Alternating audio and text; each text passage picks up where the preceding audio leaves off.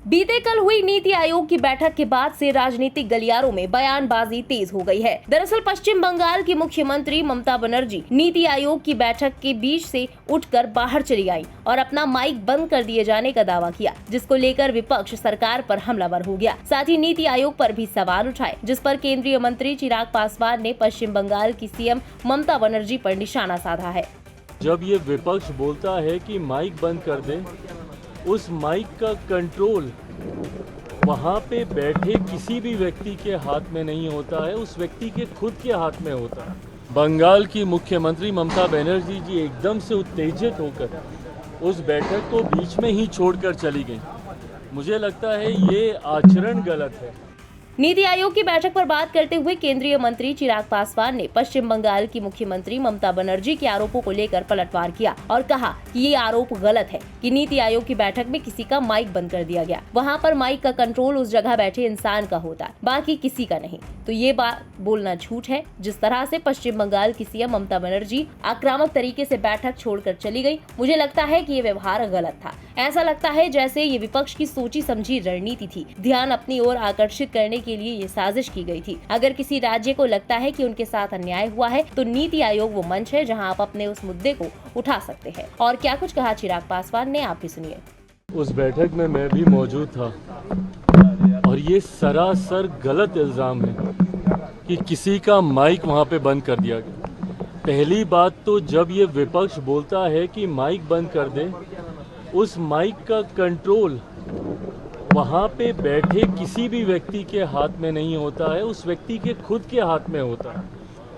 ना लोकसभा में, ना राज्यसभा में, ना ऐसी किसी बैठकों में। ऐसी बैठक में माइक सामने लगा होता है, ऑन ऑफ का स्विच सामने ही होता है। तो ये बात बोलना सरासर झूठ है जब कोई ये बोलता है कि मेरा माइक बंद कर दिया गया।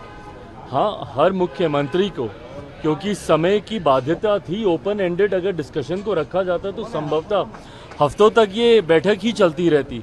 ऐसे में हर मुख्यमंत्री से ये विनम्रता पूर्वक आग्रह किया गया था कि अपनी बातों को संक्षेप में एक तय समय सीमा के भीतर रखा जाए। जब वो समय सीमा पूरी हुई, सिर्फ एक रिमाइंडर के तौर पर उनको ज़रूर, जैसे तमाम मुख्यमंत्री को दोबारा से नोटिफाई किया गया कि भाई आपका समय समाप्त हो रहा है, इस तरीके से। बट उसके बाद जिस तरीके से बंगाल की मुख्यमंत्री ममता बनर्जी जी एकदम से उत्तेजित होकर उस बैठक को बीच में ही छोड़कर चली गई, मुझे लगता है ये आचरण गलत है। अगर आपको अपनी बात को रखना भी है, कोई नाराज़गी भी है, तो आप वहीं पे रखती ना, बोलती कि अभी मुझे और बोलना है, मुझे और कहना है। हम सब वहाँ पर मौजूद थे। प्रधानमंत्री जी स्वयं उनको सुनना चाहते थे, वित्त मंत्री जी स्वयं वहाँ पे मौजूद थी, वो भी चाहती थी कि भैया क्या बजट को लेकर वो अपनी बातों को रख रही हैं। बट जिस तरीके से उनका आचरण था, इससे ऐसा लगता है कि विपक्ष की पहले से ही ये सोची समझी एक रणनीति का ये हिस्सा था कि वो जाएंगी, हंगामा खड़ा करेंगी और नीति आयोग जिस मकसद के साथ हम लोग वहाँ पर बैठे थे, उसके मकसद को डाइवर्ट कर सिर्फ अपनी ओर पूरा ध्यान केंद्रित करने के उद्देश्य से ये इस तरीके की कार्रवाई की गई है। कांग्रेस के साथ 4 सीएम ने बैठक को अटेंड नहीं किया, कहा बॉयकॉट कर दिया, और उन्होंने कहा कि हमारे साथ बाकी स्टेट के साथ नाइंसाफी हुई है जिस तरीके से बजट आया है। भाई मेरी समझ के परे है। अगर आपको ऐसा लगता भी है, किसी भी राज्य को अगर ऐसा लगता है कि उनके साथ नाइंसाफी हुई है, तो यही वो उचित फोरम है ना।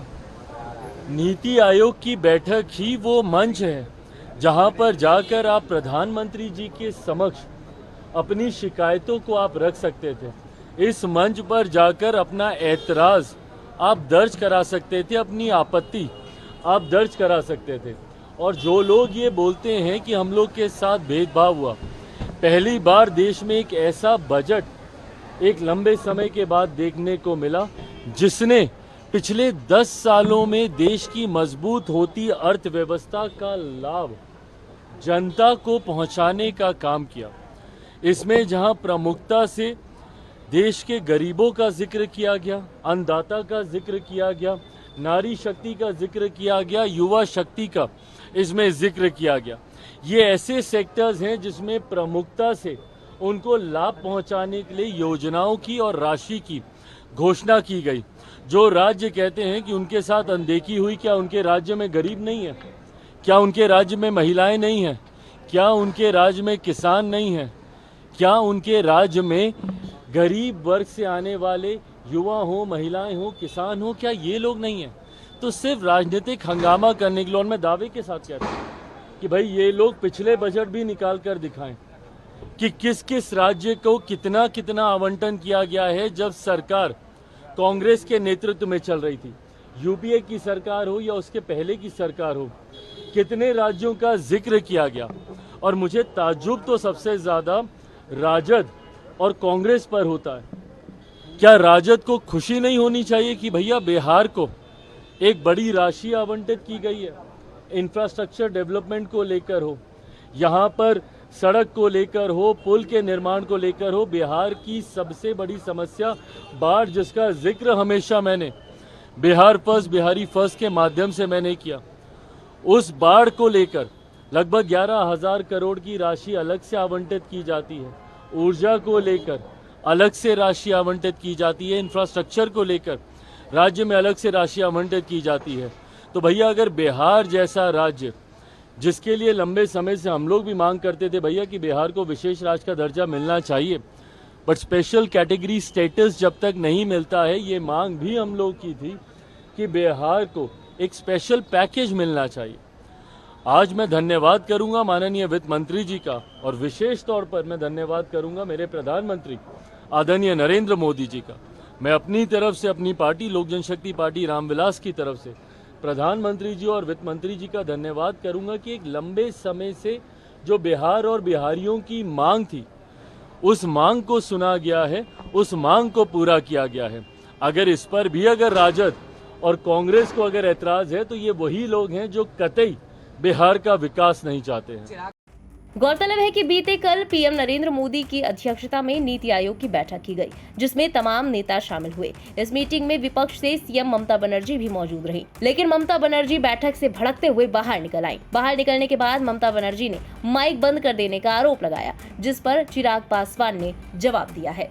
फिलहाल इस खबर पर आपका क्या कहना है, कमेंट में लिखकर जरूर बताएं। देश और दुनिया की बाकी खबरों के लिए सब्सक्राइब करें इंडिया पब्लिक खबर के YouTube चैनल को और बेल आइकन दबाना बिल्कुल न भूलें।